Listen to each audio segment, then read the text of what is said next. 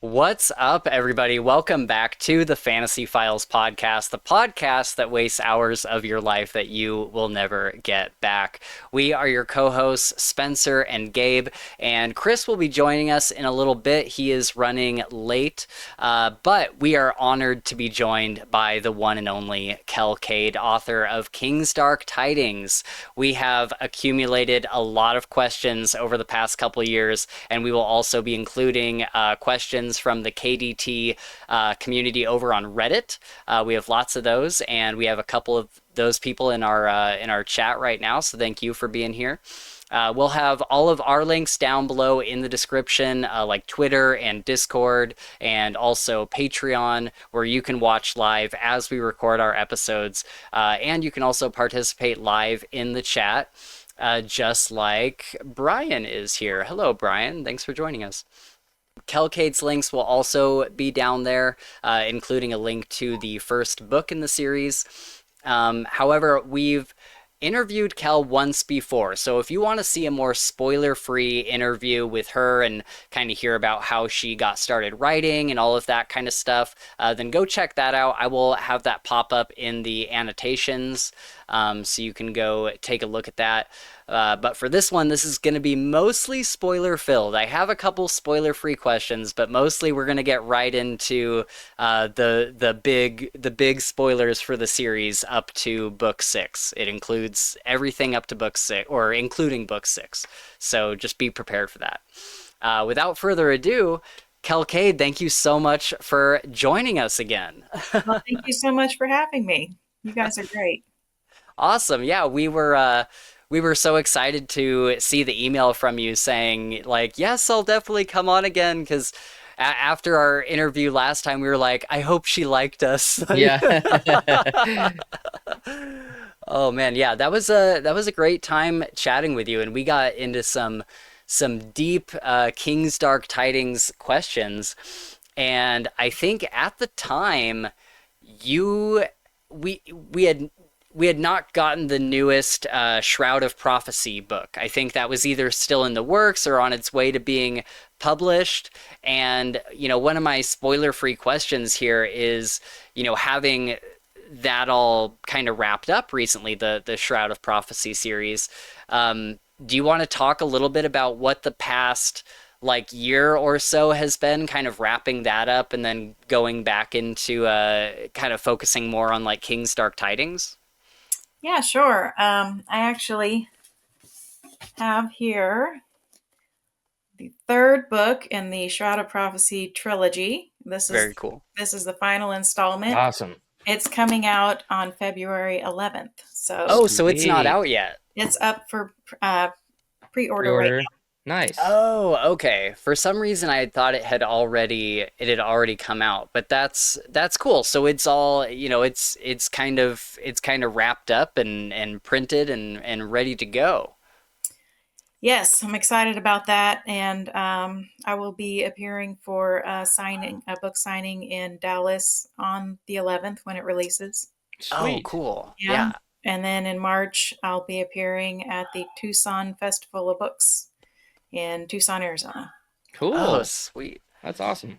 Man, I am so tempted to like fly out there and get my book signed.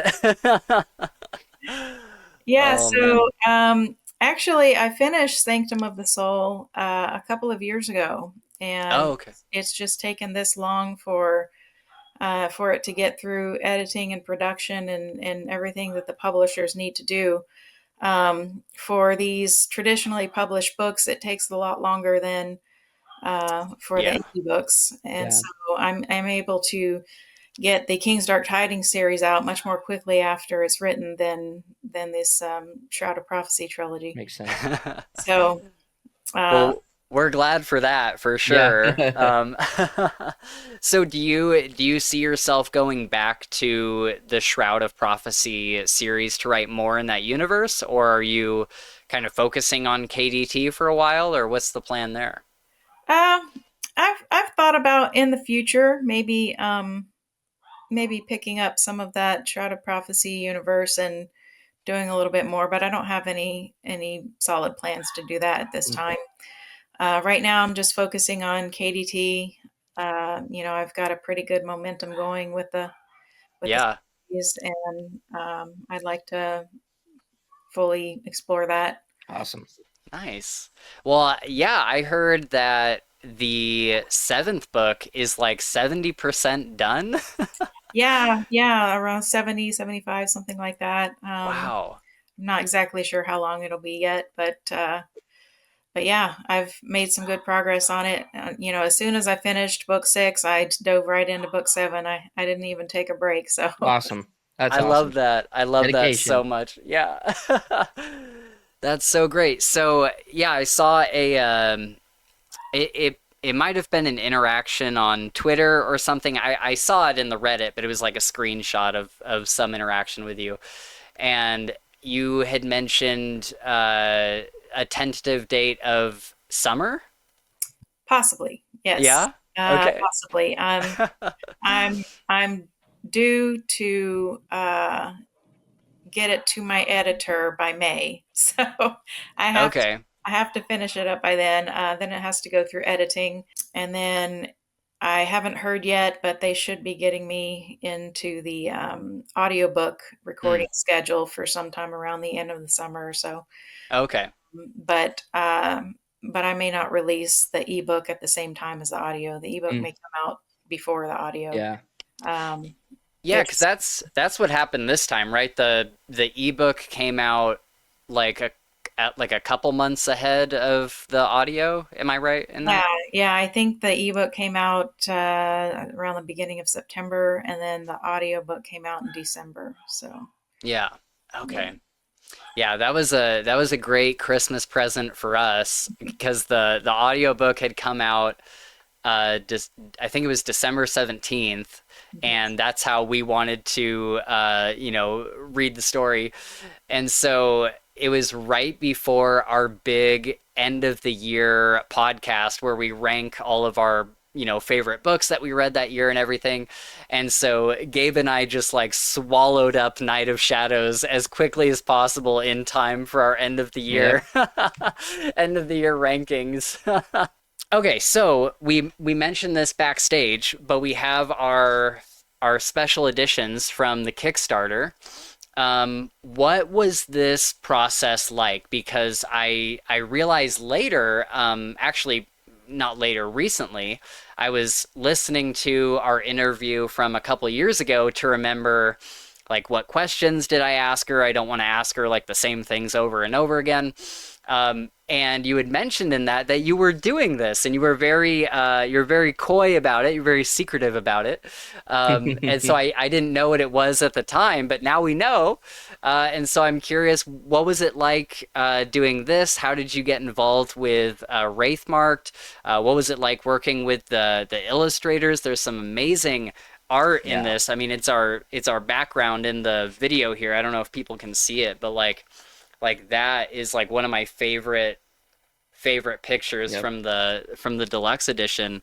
What was this whole process like? It was pretty great. I got involved with Wraithmark because I made acquaintances with Bryce O'Connor, who is the big dog over at Wraithmark. Hmm. I met him at a podium function at DragonCon a few years ago, and we just talked a lot. He told me what he had going on, and it just sounded like a really cool opportunity. So as far as putting together the book, they did most of the legwork, Hmm. which was really great because then I could focus on writing and didn't have to um, put so much of my time into putting out a book that's Yeah. already published. Yep. Um, Right. but they went through and picked out a number of scenes from the book that they thought would look good in artwork. I went through their suggestions and gave them my input on what I thought would look good, and they gave me the opportunity to suggest some of my own. Um, and Cool. then and then they sent me the rough drafts of the images, and I was able to give my feedback about where I thought it should go. And Nice. overall, they looked great. I didn't really have a lot to change. Yeah, they're That's cool. incredible. Yeah, there's some fantastic artwork in there. Incidentally, I did not think to put in an order for myself, so I don't even Oh, have those. no Oh, way. Oh, Yes. you would think that would be a given that they would just send you one. Yeah, I kind of assumed, but I didn't place an order for myself, so I don't actually have any of those. oh, Oh no. So are we getting more of these? Will we get the whole series in deluxe edition, you think, or? Right now, it's contracted for the first 3 books. Oh, yes, let's go. That's cool. I love that. I cannot wait to see the book number 2, Reign of Madness, is my favorite in the series, and so I cannot wait to see the illustrations and stuff from that Brian. one. Brian just said if they ever do book 3, I'd love to see the scene where Roy trips over the water bucket / rake and lands on him. Oh, That would yes, you be, have to yeah, do that that would be awesome. one. Oh my God, I love that scene Yeah. so much. That is brilliant. That's brilliant. Well, speaking of illustrations, somebody had asked if I can open up my notes here. Sigurd, I think is how you pronounce it. 449 from Reddit asks, "Can we get some more official art? I would love some character arc or even a world map." And so, yeah, I was curious about this too, if we would ever see some more official art, whether, I mean, you kind of answered it with these, coming out with more of these. But yeah, I would love to see certain scenes like I mentioned book 2. I loved where Rezkin was like lounging and reading with the ladies kind of like sitting around him. And then the nobles, I can picture it in my head Yeah, where he's like me sitting too. against a tree. And then the nobles are kind of in the foreground over in the corner, like trying to start Trying a to figure fire out and how like, this works. Like, yeah, I don't like know how to yelling do at each this. other. I would love that illustrated. Do you have any scenes from the series that you would love to see illustrated, Kel? Oh, of course, I'd love to see all the books illustrated in full graphic novels, but I don't have any plans. I don't have any plans for that, but I would love Yeah, to do something like that. Um, yeah, I can't think of any one scene that I would like to see more than the others because I yeah, just enjoy I enjoy the whole thing. So, Yeah. yep. but uh, but yeah, I don't have any plans in the immediate future to have additional artwork done, except for the artwork that's being done Hmm. with the collector's editions there. Yeah. Um, I I created the maps myself, so I have those files. Eventually, I could, have something nice and professional designed, but That uh, but that would be really cool because I don't think I've even seen the map. But that would be so cool if people could like buy that like in a poster size or something off your website or something. That'd be really cool. yeah, I actually provided resources. I haven't updated it in a while, but I provided resources for the audiobook readers on my website. You can actually look up, it has lists of character names, places, definitions, and the maps are also Oh, cool. on Oh, my cool. website. So Awesome. if you're curious about what the world looks like, you can go to my website and look up those maps. Okay, yeah, that would be super helpful. I'll have to check that out because I've often wondered. I know because I've reread the series like so many times. I have like a general idea of how far things are away from each other, but it'd be cool to see in actuality. What is Brian saying here? I can also see how wrong I was on a lot of the spellings. Yeah, Yeah. audiobook listener. I know. Yep. Yeah, that is a hard one. I have to ask you, Kel, how do you spell Orovway? Uruguay, yes. Urovway. How do you spell that? It's funny because I'm not great with names. I'm horrible with names. So as I'm writing the book, I have to keep a running list of names. Mm. I frequently look back to make sure I'm spelling everything Yep, correctly. I would be the same way. I would be the same Yeah. way. So I think it's uh, URUAVUE or something like that. Okay. Yeah. Okay. Cool. Oh, the other thing I was going to mention as far as scenes I would love to see illustrated is Tam swearing fealty. I Mm. think it's like one of my favorite scenes in the entire series, and I would love to see that come to life, I think. What do you have any, Gabe? Any that you would love to see like a picture of? Um, yeah, I can't think of any that we've already mentioned. I think him fighting off the um walking the gauntlet. I think it would be pretty cool if Yeah. that's not already done That somewhere. that's in this one. That's Yeah. at the end of this one. Yeah, no, other than that, can't think of any off the top of my head. Okay. Yeah, I'd love to see a really great depiction of Cena from the Oh Oh yeah. yeah, book. That would be nice. So, that would be cool. and Yeah. I love fan art as well. So, Yeah. I have a page on my website dedicated to fan art. It's currently empty. I've I I saw that. I'm gonna be submitting something soon, because, and Gabe is gonna roll his eyes, and if Chris was here, he would roll his eyes too, because I've talked about this so much. But I am. This year I got very into tattoos, and I've got like a Dresden Files tattoo. I've got another one over here, and I'm gonna be getting like a Harry Potter tattoo and like all these other fandoms. I have designed. I'm getting a King's Dark Tidings tattoo, Kel. That's fantastic. Let me see if I can find it. I have it pulled up here. This is kind of what I made,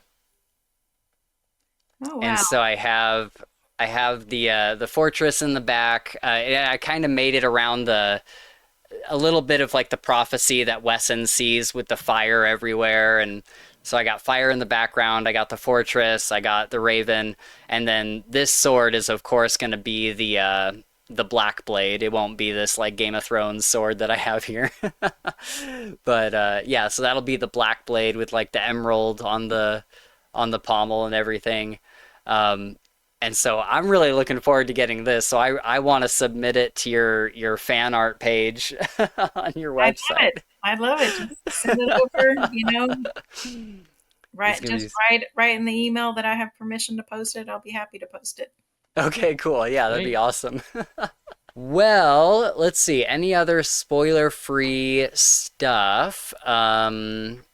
Everybody wanted to know about the next Tales of Terralore book. Everyone in the Reddit, that was like the most asked question that we got. So do you have anything to announce or anything that you would like to give a hint to at all? No, I had actually planned to write another side tale um, after book 5. Okay. I was going to include that in the Tales of Terralore series, which that's not a continue. Some people think that the next book will be about Wesson, but that's not Oh, what that series is. right. That series is like a collection of side tales, Yep. and so they'll be about different characters. Good. Um, so I had intended to write another side tale, but I had such good momentum going on the main Yeah. series, Yeah. and just with any series, usually side tales and prequels don't do as well. Um, Yeah, I they I don't think sell as well as the main arc, even though people seem to really enjoy them. The people who want them are really excited about them, Yeah. but a yeah. lot of people just don't want to read the side tales and prequels. So Yeah, that's fair. I think like whenever you do another one, I really liked how Mage of No Renown directly flowed into book 5. And so it was almost like it almost kind of was part of like the main series where you would, finish book 4, read Mage of No Renown, and then with everything that you know from Mage of No Renown, that gives you more information for what you're seeing in book 5.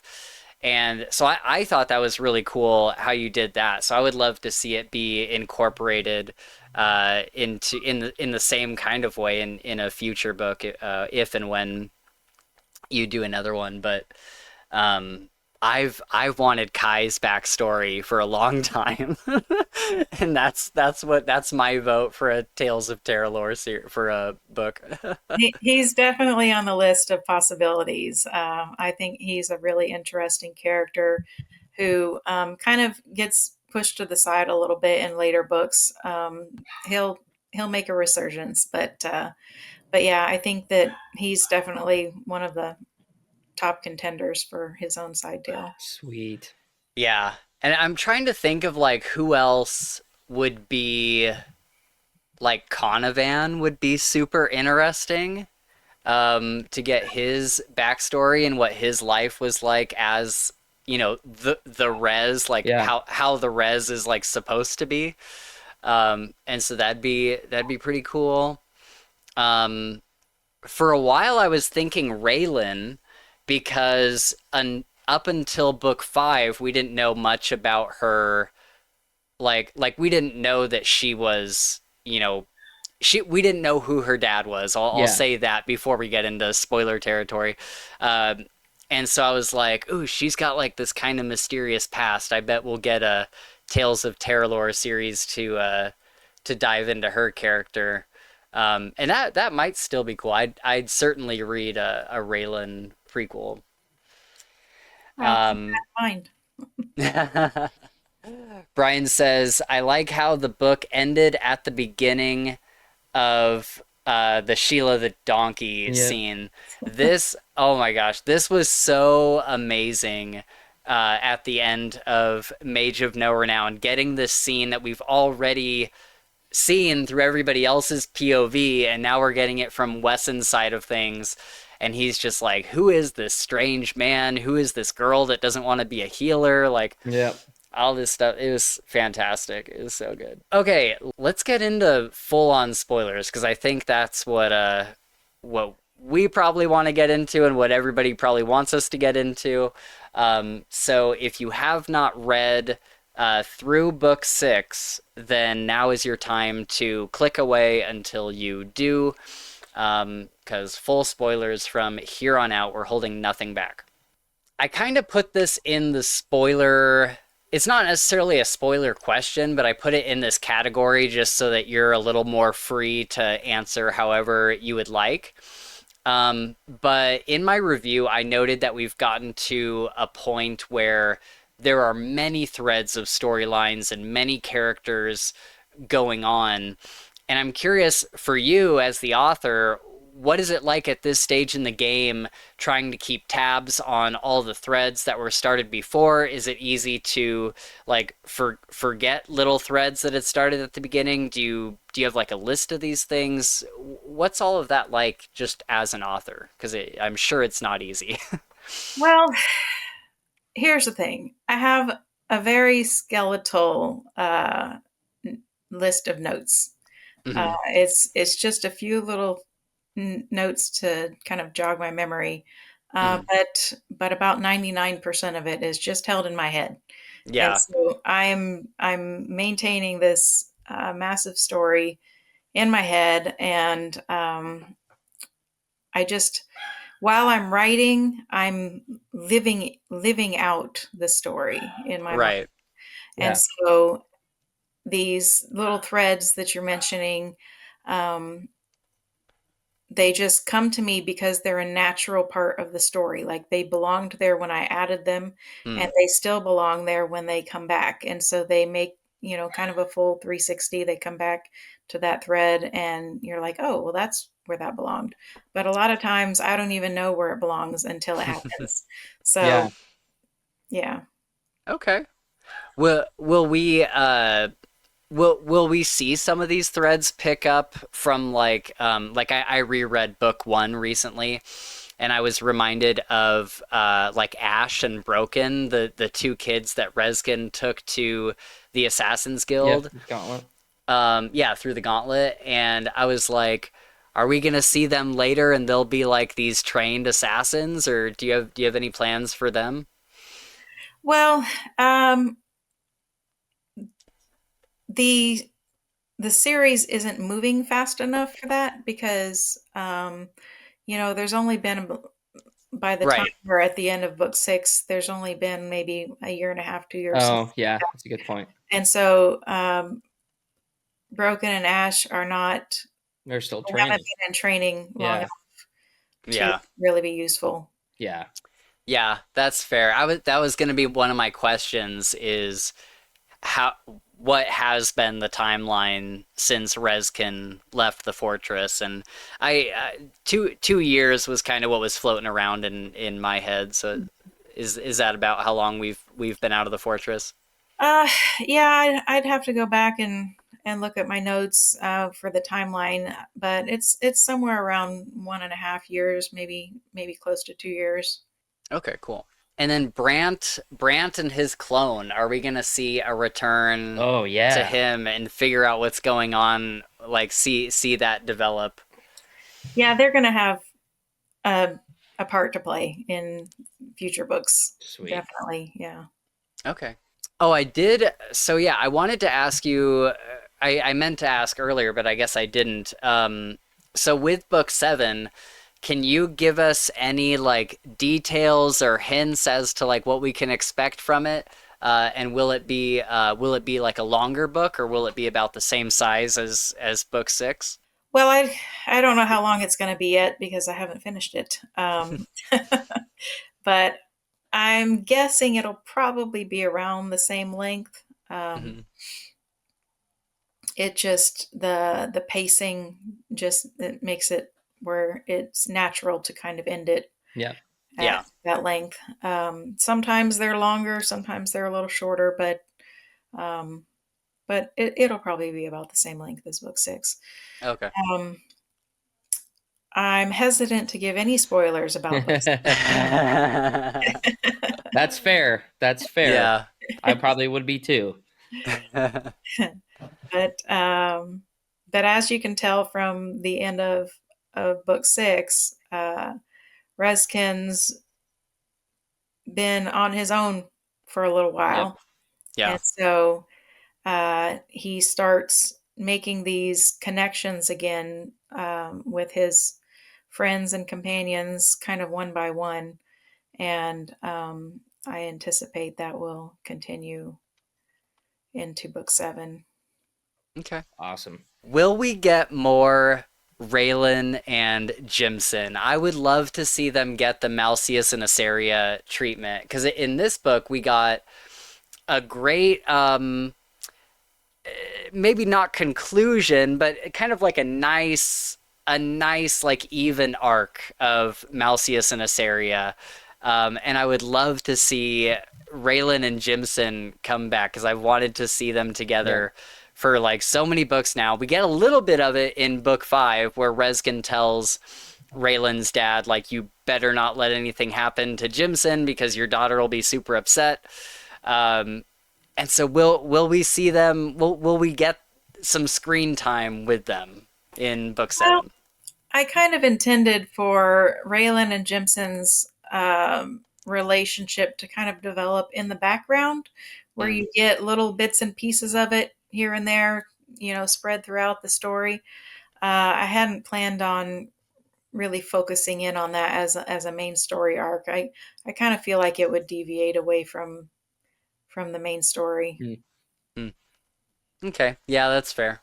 Will we see some more of them though? Like will like maybe not like their romance in general, but like they're just like them as characters. Will we see them on screen a little bit more?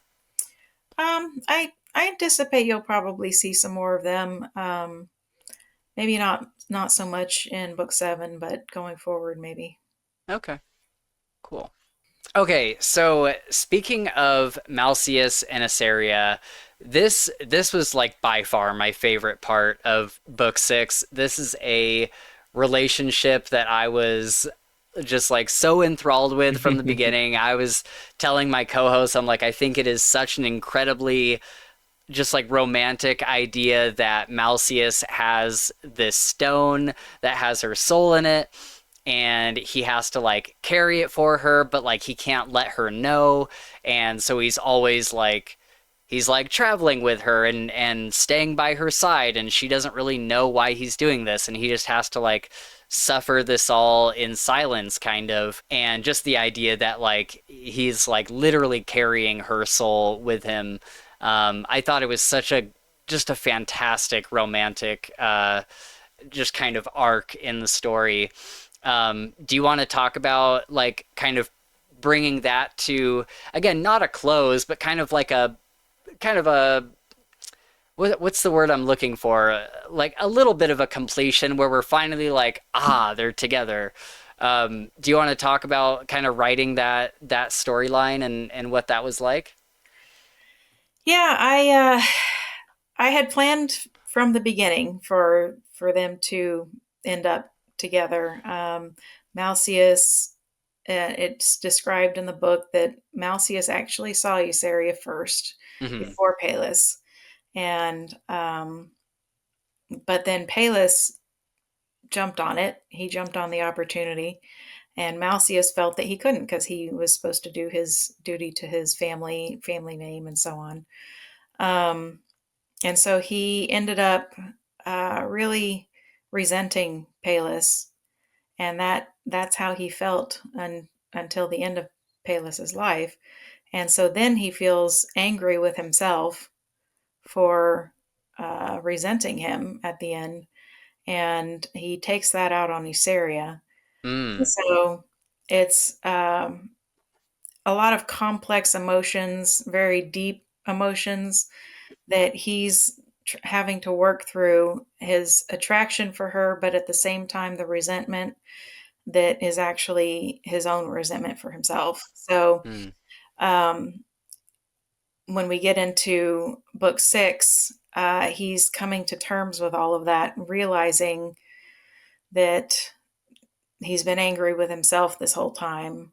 And he realizes he's no longer resentful of her, and he's able to admit to his actual feelings. So I felt like it was a good way to explore the depth of emotion between two characters that were really united by a terrible event. Yeah.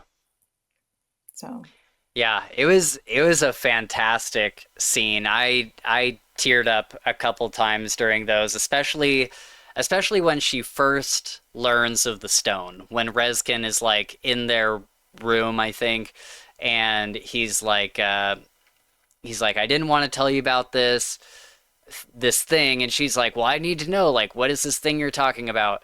And he like tells her about it, and she's like, but he hates me.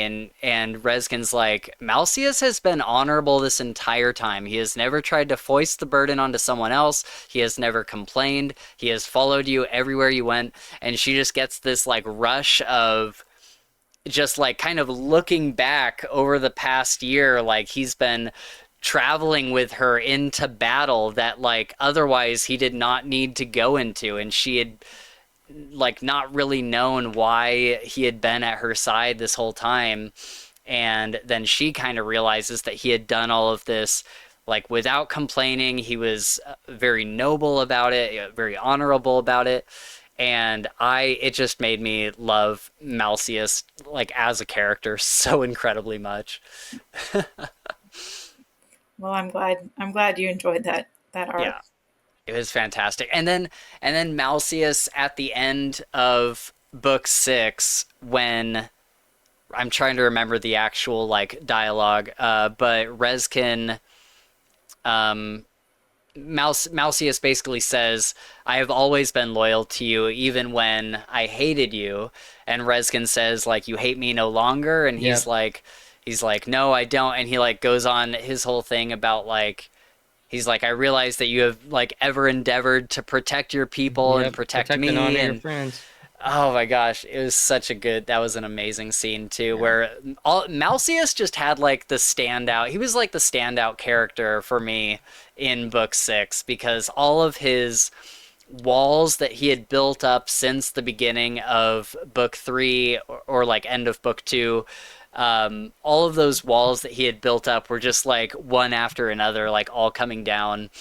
And I love the scene where he like realizes all of that when he's in the cage, like and he's like suspended above the fire, and their question to him was, "Does Lon Laresh join the Empire?" And he has to like improvise this speech about Reskin, and as he's doing it he realizes that he truly believes what he's saying. It was just a fantastic arc. I couldn't have asked for a better one. Shad says, "Hey." Oh, is Shad here? Yep, he Oh, just popped very in. cool. Hey Shad, how's it going? Shad, if you have any questions for Kel Kade, let them fly in the chat. We took some questions on Reddit, but you are more than welcome to pop in with whatever questions you have for her. Okay, so I want to know, will Thressen play a major role going forward? And can you give us any hints as to like what he'll be doing in Kyle, or anywhere else? Uh, let's see. No. No, fair enough. I kind of figured that would be the answer. No. Oh. Gabe, you got something highlighted here. Yeah, we were surprised to see the problem with the golem, Frisch's golem tackled so quickly. Is this golem going to have more of a role to play? And I'm going to assume the answer maybe is I can't tell you. No, the golem's been dealt with. However, Oh, okay. the people who were controlling it still Are need. still around. Okay. Yes. Right. Gotcha. Oh, so during all of this, so Tam has been taken to be the general of the Fey army. And I was surprised to see him split up from his friend. Is it Uche? I forget his friend's name that he was like chained Up to. with, Yeah. And so I was gonna say, where is Tam's friend currently? And then also I thought it would have been funny if for like however long they had remained like physically close, like they were always in the same room together, or they were always like walking down the hall together or something, because they're so used to like having this chain around their throats. Uh, so yeah, where is he? Well, the men that he escaped the quarry with have gone to Gendishin because at the end of book 4, he was sent, or book 5, he was sent to Gendishin to be the leader of the army in Gendishin. yeah, that's right. And so his people went with him to Gendishin. Okay, Okay. so they're all still there. Yes. Okay, interesting. Is Wesson still being paid as an employee of Reskin? Is he still getting 3 gold a month? Weston is still technically Reskin's employee. All right. He's never sworn fealty, and I would assume he's probably getting a little more than 3 gold at this point. Yeah. Okay, No I would kidding. hope so. Yeah, I would hope so. Yeah, He's well worth it. he's proven to be an invaluable resource, Yeah. and Yeah. much gets whatever he wants. So Yeah.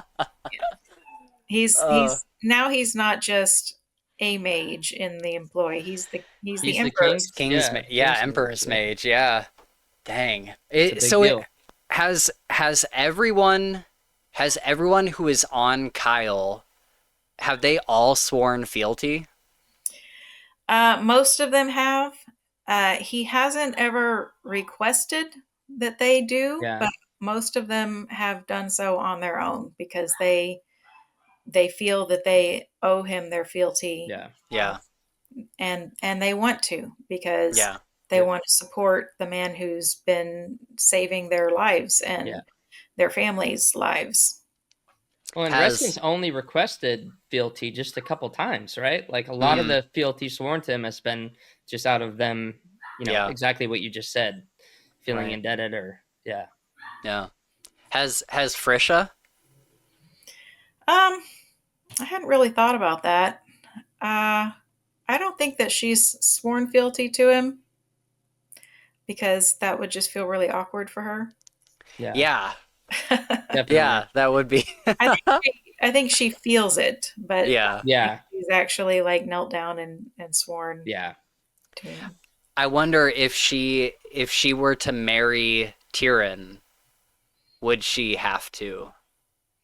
That's an interesting question. I'll have to consider that. Oh, in book two, Wesson notices that there is a spell that lay over Reskin, and this is when he was like, "Tell me you're a sheep farmer Yep, or yep. whatever, and tell me you're the ambassador of whatever." And this this spell was, to like Reskin could convince people that he was a certain person.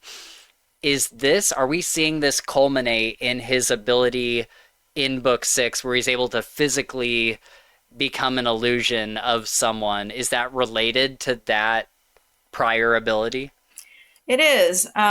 Wesson, it turns out, was actually right and wrong at the same time because he didn't understand what he was seeing at the time. Yeah. So Mm, he made the assumption, the leap, to say that it was a spell that lay over Reskin, right. when in actuality, it's Reskin's power Mm, that's being used. It's not a spell that was put on him, it's his own power that he's using. But Wesson wasn't able to detect that power mm, because it was the power of the Spiritua. yeah. And so he doesn't have the ability to detect that power that's later referred to as cold power. And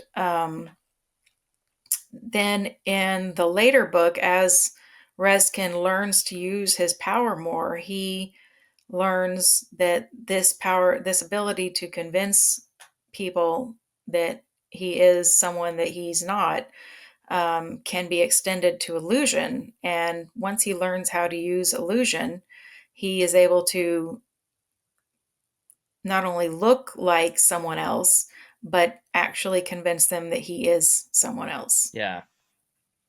Okay. Very cool. And that all stems from his Ielvenon power. Are we gonna see? I'm curious. I mean, obviously you can't tell us, but I'm curious, like how far the powers go. Like, what is there?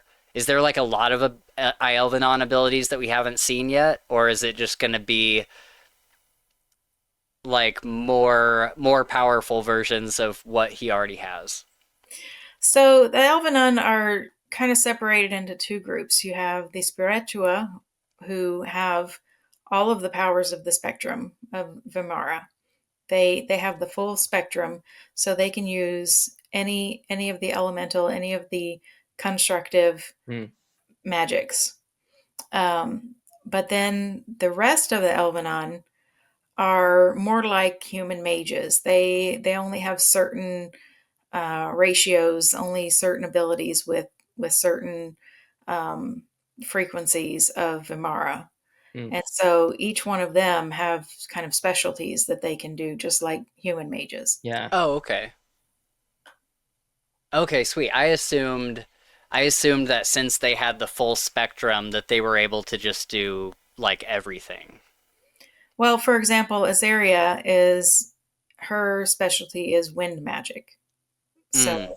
Yeah. so you see in the books that many of the spells she uses are related to Yep. wind. Now she can do other spells. Well, they're not considered spells. They call them castings when it comes to the Elvenon because they don't use spells like human mages do. But Right. when she's casting her magic, she's able to do other things that aren't necessarily wind, but only to a limited extent. Okay. And that distinction between humans using spells and Ielvenon using casting is it more like would a human spell, would the difference be the humans need like a framework to put their magic in, and the Aldenon don't necessarily need that framework? Is it kind of like that? Right. Basically, the Elvenon have the ability to focus the magic in their mind using their emotions to focus the magic and be able to cast it basically raw. So they can um, create things and make forces that can change things simply by thinking about it and feeling it. Whereas the human mind doesn't have the kind of focus necessary to cast like that. So they require these spell constructs Yeah. that focus the magic for them. And so when they cast a spell, it's focused through the spell construct to some effect. Very cool. Yeah, Very that is cool. cool. Where is Master Keskian currently? Is he still in a shy? Has he run away? He made his escape from a shy, and he is presently in Channeria. Oh, So, okay. but of course, Ashians are no longer welcome in Channeria. So Yeah. Right. he has to continue his journey. Okay. Is it possible we see him in book 7? I may see him again. I'm not Okay. exactly sure where he comes in again, but he's definitely on the back burner. Awesome. Okay. Okay. Yeah, we got lots of questions about Master Keskian over on when we did our post on Reddit. um, if Rezkin went back to the Citadel of Kyle for a longer period of time, would he still experience the same effects that he was before? Like he said it had like a calming effect on him, and of course like the paranoia.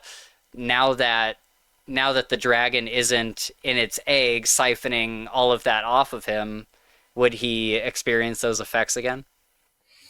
Well, he actually has several bonds now, and those bonds prevent him from going mad because they are connecting to his Vimara and kind Mm, of pulling that away. What the reason that human spiritua typically go mad is because of what we were talking about a minute ago.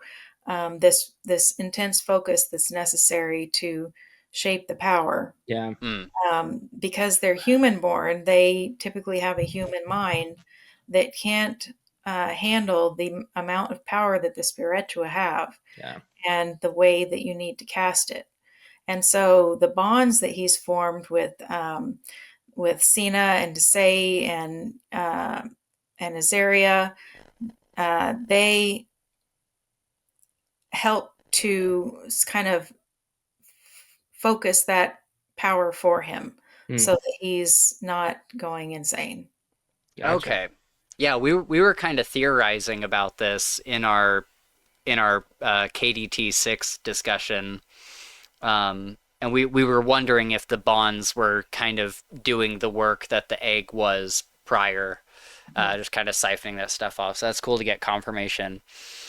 Um, so I think you answered this in the previous interview we did a while back, but Shad wants to know how many books is the series going to be? I haven't decided yet. Hmm. I've got a pretty good idea of where the story's going, Hmm. but I'm not sure how many books it's going to take me to get there. Yeah. Yeah, that's fair. I Yep. was saying in my review that Night of Shadows was kind of a more like character and relationship focused book than some of the previous ones. Like it didn't like we didn't go like too much further in the plot, but I actually kind of like that because I love this series. And so if we just get more books with just like great character moments, I will read 30 of them. So the longer we can push out the ending, the better. uh, Will we ever meet Tam and or Frisha's family? Where are they while all of this is going on? Um, well, they're still in a shy, Yeah. and they're. Oh, we just have someone else. Hi, Chris. Yeah, That's we Chris. got Chris here. Hi guys, just dropping in to say hi. We're talking about where Tam and Frisha's family are right now. Okay. I'll Okay. I'll just listen in. Yeah, they're in a shy, and they're basically kind of trying to lay low and keep to themselves. The so far, Tam and Frisha have been kind of insignificant to Kadian and his forces. Now, Frisha was kidnapped and replaced with the golem, Yep. so Right. they are aware of her, um, but she hasn't been important enough for them to like go after her family. Yeah. Yeah. So Okay.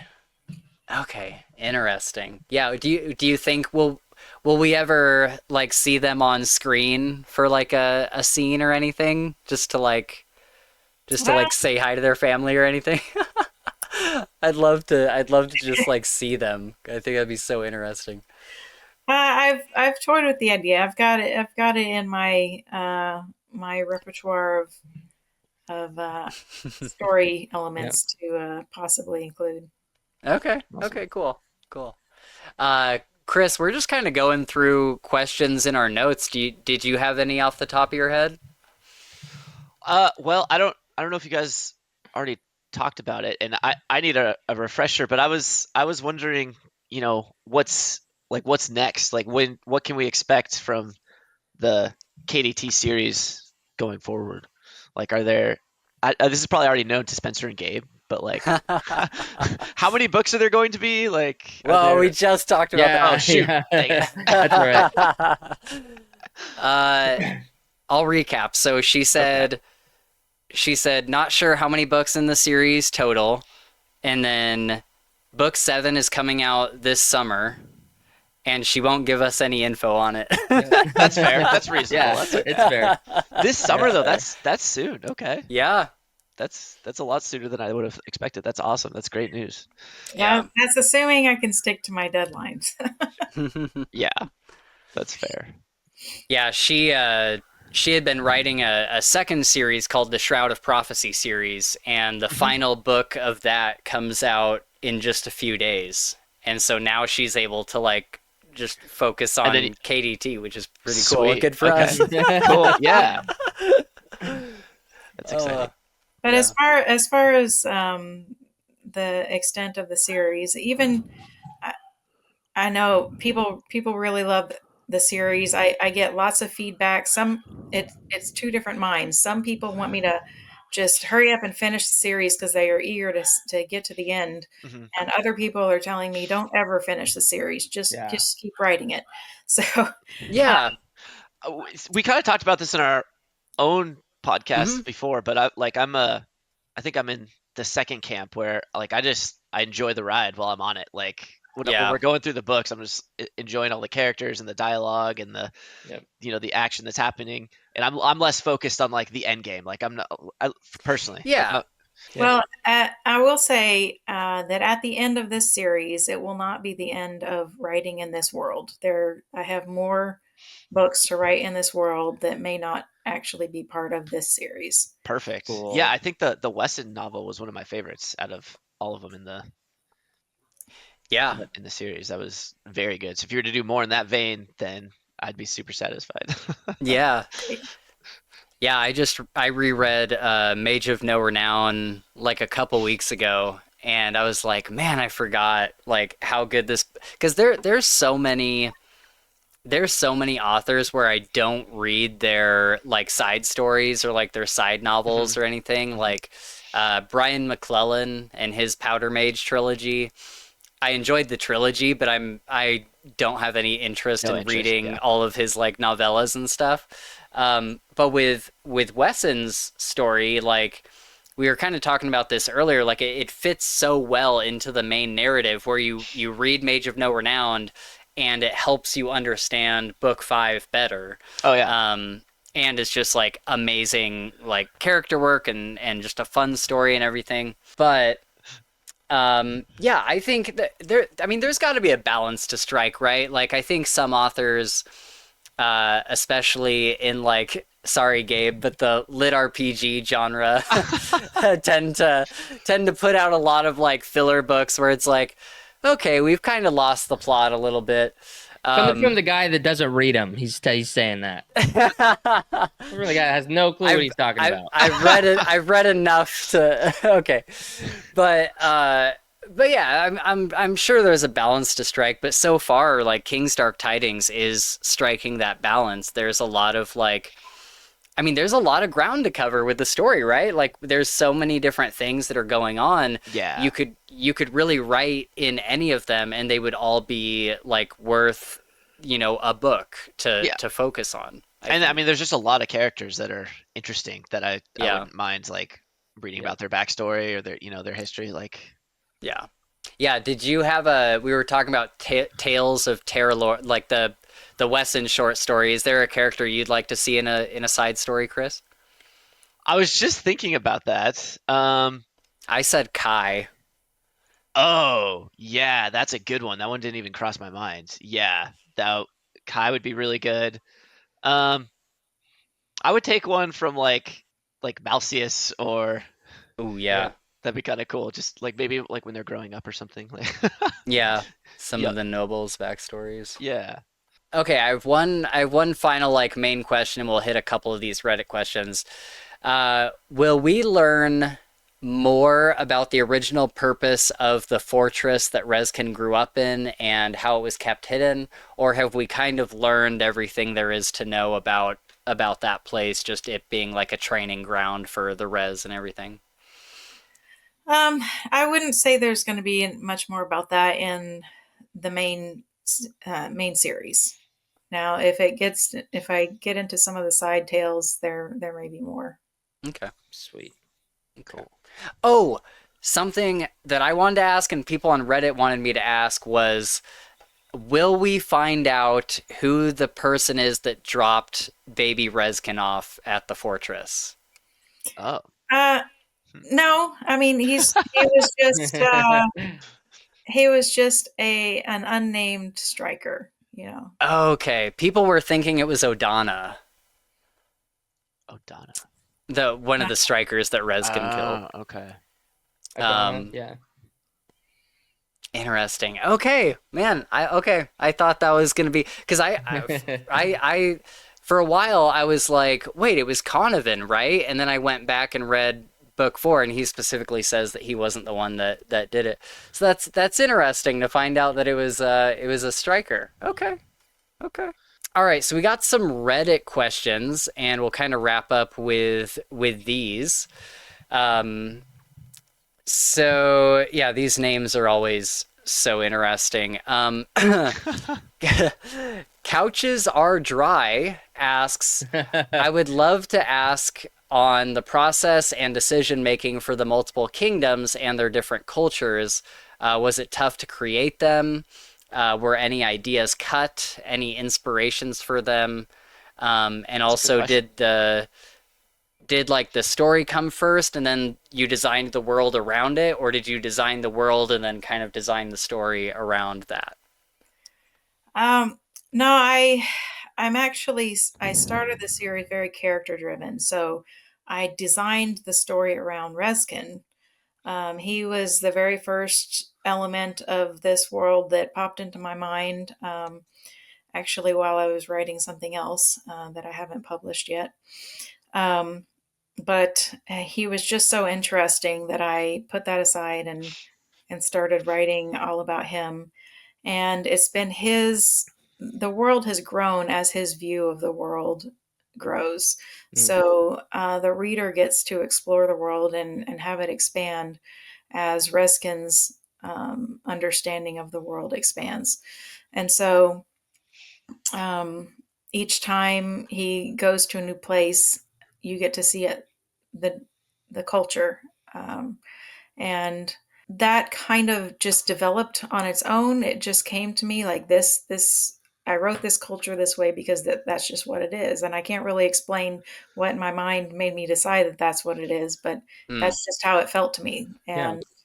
And for example, it's a medieval style series, so there's a lot of patriarchy in the kingdoms. But I wanted with Lon Laresh to create something that was in direct opposition to that patriarchy, and kind of Right. show it in a way that um, is both fascinating in the fact that it's giving women the power, but it also shows how that's not necessarily better, because Yeah. there's still a lot of uh, a lot of dark things that occur in that. Abuse. Yeah. And so we've got, you get to see it from both perspectives. And I think the one aspect that we haven't seen in these kingdoms so far is the equality that we all strive for, because um, we don't really have true equality. Yeah. So I thought that's what it's, Right. Kadean was trying to create. well, Right. you get to learn more about what Katie is trying to create in Yeah. book 7. So All right. All right. Oh boy. Speaking of, I first of all, I love Lon Laresh. I think it's like one of the Same. most like interesting places that we've gone. When we first went there in book 4, I was like, I would literally just like re-listen to like that part of the Was book that because I thought it was so cool. that was all the way back in book 4? Was okay. Where they first go. Yeah. Yeah, that was Okay. in book 4 where I they was gonna, first go to I was Lon gonna say, Laresh. I was like, oh, I loved it in the last book, but no, it's book 4. Okay. Yeah. But Man. in the last book, so Issaria becomes queen of Lon Laresh. hmm So I assume like they have to stay there, right? Like right. Malceus and Issaria has to have to stay there. What challenges is Malceus gonna face there? Like is he gonna be like a big target? Like he's Oh not first yeah. It's consort, gotta but be. is he gonna butt heads with Sarunius? Well, you'll just have to read more about that. Yeah.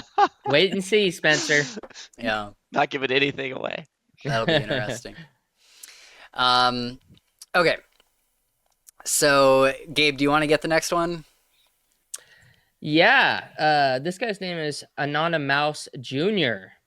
He says, "How do you keep track of all the characters, where they are, what they want to do, etc.?" I recall another author in an interview mentioning they have a little map with little character cutouts to keep track of where everyone was. Also, do you have a personal journal where you keep details about all the characters that you can reference if you need to? I don't keep a full story Bible like some people do. I don't have like a murder board on my wall or anything like that. Murder board, I like that. Yeah. I mostly keep all the details wrapped up in my mind. So I have It's to. so impressive. It Yeah. really is. Damn. Yeah. Yeah. Really is. Sometimes I do forget, and I basically have to go back and reread. Yeah. And then make some notes. Occasionally, I do take some notes. I have notes on characters and some of their characteristics, and notes on places and the languages that I create and things like that. Um, it's but for the most part, it's just all in my head. So. Yeah. Wow. Was it always planned to add in the 2 romance subplots, Rez and Azaria, Malceus and Eusaria? If not, where did the idea start to form? Yeah, it was always my intent to write those 2 love stories.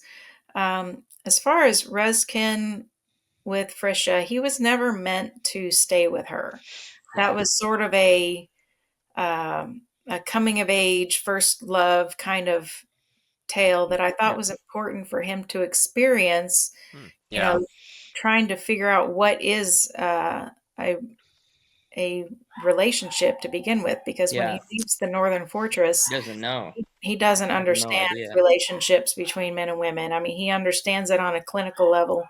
Yeah. Right. that people, get betrothed and married, but as far as he's concerned, that's all for, uh, to make deals and alliances and so on. So this concept of actually having feelings for another person is something that's completely foreign to him, and so he has to sort of start exploring that with Frisha and Tam to some degree as well.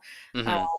and so that's where he's first introduced to it. But of course, he fumbles around with it and he doesn't really understand it. And Frisha's this uh, carefree, kind of hopeless romantic and a little spoiled. And so she gets all excited about this handsome traveler that she meets on the road, and um, kind of gets caught up in it, and she later has to come to the realization that maybe he's not who she thought he was, and maybe she really doesn't want to be wrapped up with this person. Yeah. So Yeah, right.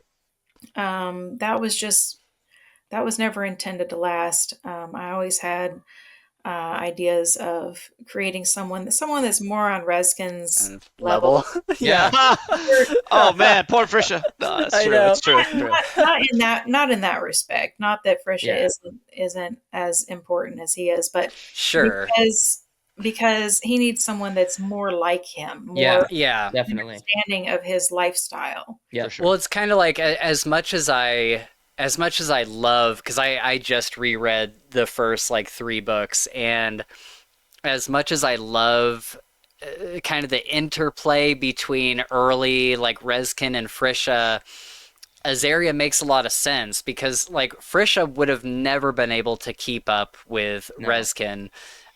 Just now, for the first time in book 6, we're finally seeing Frisha kind of like she's Accept- killed people now. Yeah. Like she's using her He's knives and accepting kind of where he was at the time.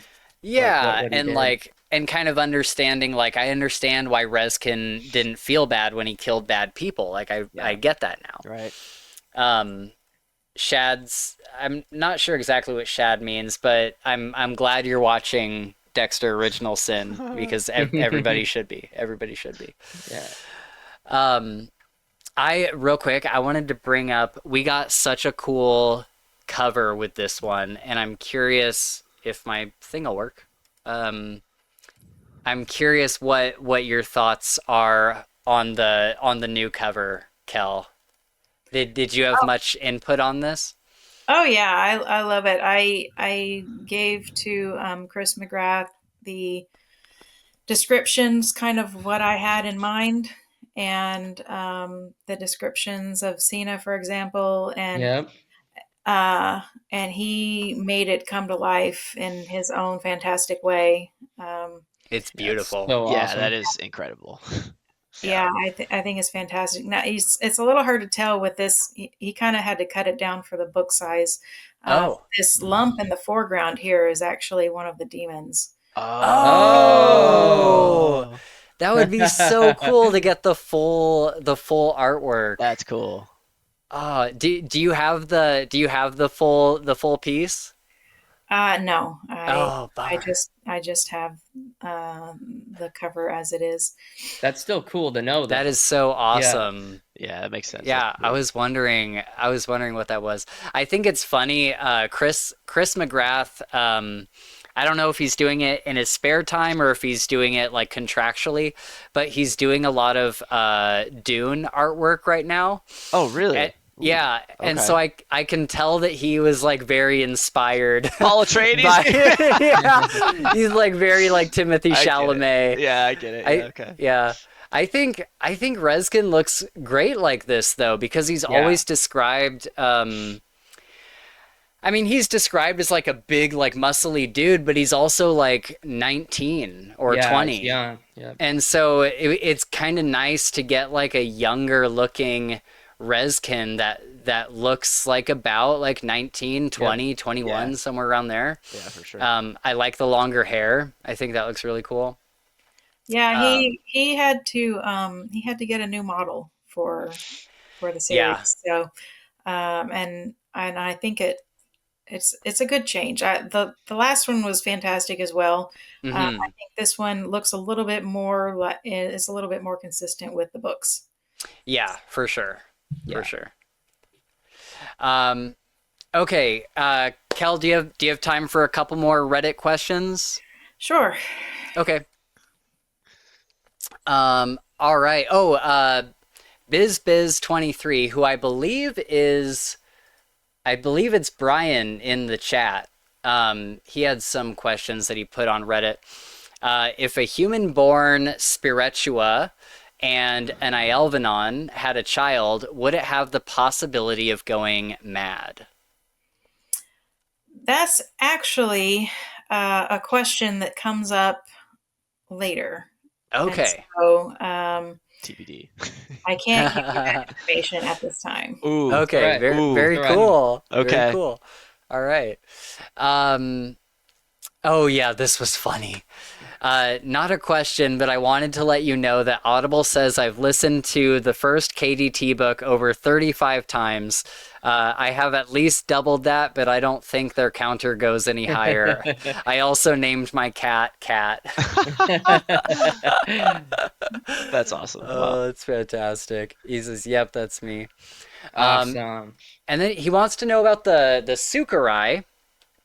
And he wants to know if it's a real weapon or if it's something that you came up with. And he was asking for an image. And Brian, you might not know this, but there's actually a picture of it in the special edition. Oh, sweet. I can try to send you a better picture of it over on Patreon. But yeah, that's what they look like. Yeah, that's pretty close to what I imagined. They're not based on real weapons. They're completely fictional, and That's cool. probably a little bit impractical for real use. But they're great fantasy weapons. Yeah. For sure. For Yeah. sure. They They're- look cool as long as they look Yeah. cool, right? Yeah. I love I mean, he used them in book 1 and 2, and he's able to they say a master can make them sing, and so Markham comes in the room and he's like throwing these Yep. things around, and it sounds like a what did he describe it Melody as? or something. Yeah, like some sort of like melody. And yeah, I had a question about in book 2, he's using the Sukurai in the duel, and the guy is using the flail things. And Rezkin, kind of in his own inner monologue, he was like, if I ever saw those on a battlefield, because this guy's doing all these showy, not dance moves, but just very showy, they're a very showy weapon, right? Yeah. And he was like, if I ever saw one on the battlefield, I would probably just put a crossbow bolt through him. And I was wondering if that was an Indiana Jones reference, where the guy is doing the sword Just thing, pulls out and his Indiana gun. Jones just shoots it. No, I actually hadn't even thought of that. Yeah. Speaking of Markham, will we see Rezkin and Markham meet up again? And will they be on better terms since We have to. Yeah, Have to because see him again. Rezkin's no longer seeing Frisha, and Jimson is like, they'd probably actually like each other a lot if it just wasn't for this whole Frisha thing. Yeah. Those are spoilers. I can't. Okay. Ah. All right. Yeah, don't tell us. Don't tell us. Okay. Okay, Red. Oh, we have a couple, not really questions, but cool comments. Red Okami says, give her my thanks for inspiring me to start writing. I am also looking forward to more side stories like A Mage of No Renown. Thank you so much for your work. That's cool. That's always cool when people are inspired to start their own writing journey. And then Jaded08 says, tell her thank you for the series. My son and I both listen, and he keeps up with release dates. It has been a great bonding experience for us. Also, I have not gotten to 6 yet, but he said Frisha got better. Thank you for that. That's funny. That's awesome. Oh, that's great.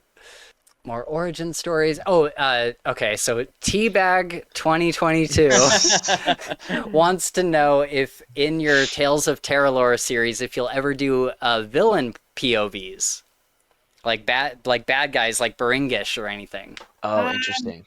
yeah, that would be interesting. I've thought about it, at least in part, maybe not the whole book, but at least doing a segment of it from the villain's POV. And Ooh. you do see a little bit of that in book 7 as well. Okay, Sweet. yeah. Oh, cool. Okay. Yeah, Awesome. we got some KD in book 6, and it was interesting Yeah, that was to like hear his madness, how similar it was to Rezkin's when he was kind of going through that in like Yeah. book 3 and 4, where he's like, "Are they plotting against me?" And like his mind is like Yeah. kind of running all over the place. Gabe or Chris, do you want to get these last two? Sure. Scarlet Snowflake asks, who was behind the demonic ritual at the end of book 3? And who were the cloaked figures Reskin saw doing the ritual? I don't remember book 3. I was gonna say, I was just gonna That's pretend fair. that I remembered that as well. But I was like, Yeah, no, I don't remember that either, so it's all good. I remember the scenes, obviously, but I Yeah. remember the details of what I was thinking at the time. Yeah. I would have to go back and reread and try to figure out what I was thinking at the time. But Okay. I- So it's not part of like a larger plot though. It was like demons who had gotten onto the island or something. yeah, Okay. okay, because they were on that island, right? Yeah, it was on Kyle, and they had said that it was likely demonic influenced because the Meisters or the priests are called Meisters, right? Do I have that right? They were at least one of them was possessed, so they assumed that the demonic ritual that had Eseria and all the other people was also demonic, but Okay. I don't think we ever learned like who the actual people doing it was. Okay, I kind of remember that now. Okay. no, This was the merchant that Azaria ran into on the road that Yeah. was like, I Oh, can get yeah. you across the bridge. And Yeah, she's like, right. I don't need help across the bridge. Just a friendly side character, I thought. But yeah. Yeah. Okay, we'll see. Yeah. We'll see. Yeah. no, that was not Reskin. Okay.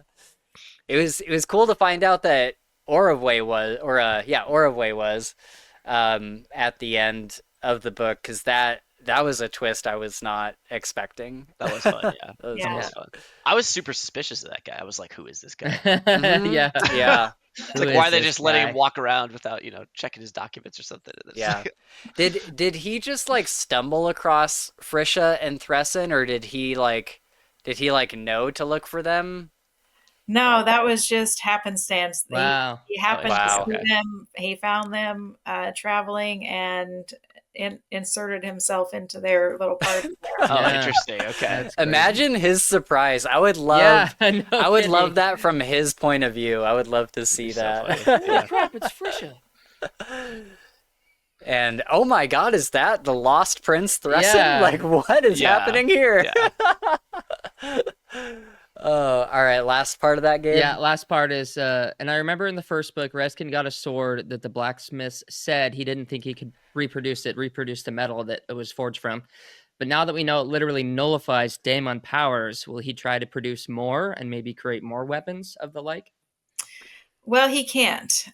Basically, that's the answer. He can't because Okay. because the material that the black blade was made from was created by a mage who didn't know how he made it. Okay, yeah, Yeah. so lost the recipe. It wasn't made by the blacksmith himself. He just acquired it from someone else. Gotcha. So they're not gonna try to get their own mages working on it over in Kyle. Oh, I'm sure they'll try, but I'm not Yeah, seeing that it'll happen. Yeah, Sure. fair enough. Yeah, that's Fair fair. enough. That's fair.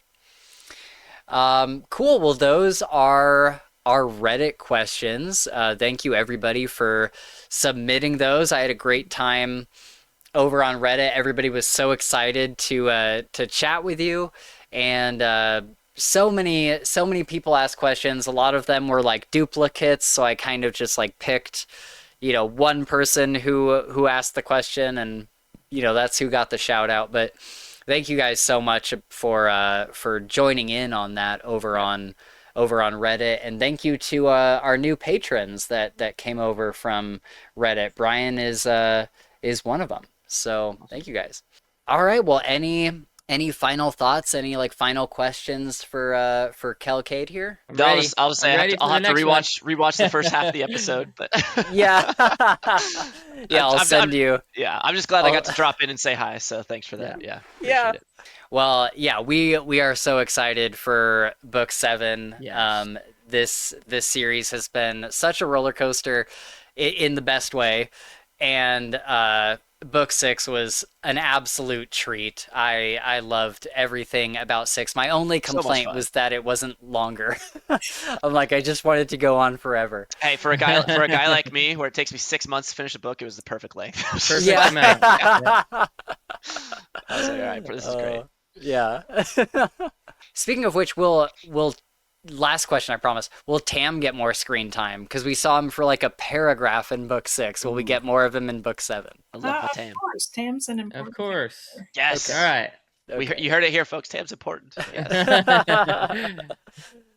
Awesome, Kel. Well, thank you so much for joining us again. We're so glad that that you were willing to come back and talk to us crazies over here who are just you know, conspiracy theorizing about your books. And Well, I really appreciate you guys having me on your podcast. This has been fun. awesome. Well, we'll have to bring you on sometime after book 7, and we'll chat again. All right, guys. Well, that is going to wrap us up there. Be sure to check the description for links to all of our socials, including Patreon, where you can watch these episodes live and participate in the chat, just like Brian Schneider is, just like Shad Zaman is. Thank you guys so much for being here and supporting us over on Patreon. Obviously, in the description is our Twitter and Discord links where you can reach out to us anytime and chat with us and just kind of hang out and see the things that we're posting about. And yeah, that's gonna wrap us up. So thank you all so much for watching, and we will see you in the next one. Bye, everybody.